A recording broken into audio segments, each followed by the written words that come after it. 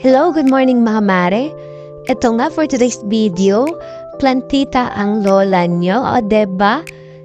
Meron nga kasi akong mga nabining halaman, o deba? Hindi ko alam po anong tawag dyan, hindi ko ugali kasi magtanong talaga.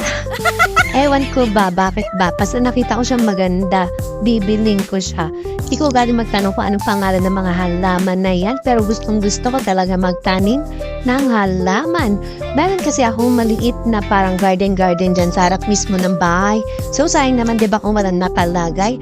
O yan, may mga audience pa ako, diba? Then ayan, tinanong ko sa kapatid ko kung pwede kong putulan siya ng ugat. Kasi sobrang taas na niya doon sa may paso niya. So sabi naman niya, pwede naman pero wag ko sagarin. Dapat meron pa ring ugat doon sa part na may iiwan. So ayun, ang ginawa ko dyan, nagbungkal na rin ako kasi may mga bago akong biniling halaman. Yung halaman na yan, hindi ko alam kung anong tawag. Basta maganda siya. Pag tumubo siya, pwede mo siyang ikat ng pabilog, ganon. Basta, ang ganda-ganda niya tingnan. Then, namumulak-lak din siya ng maliliit lang na color white. Ayan nga, tada aking anak.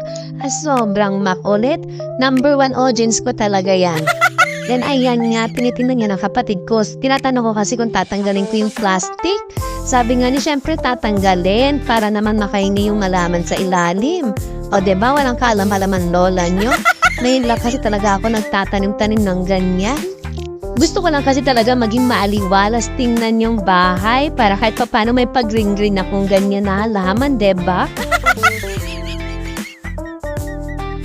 At ayan, inilubog ko na nga siya dyan. So ayan na naman ang aking makulit na anak. Pinakailaman na naman ang aking camera.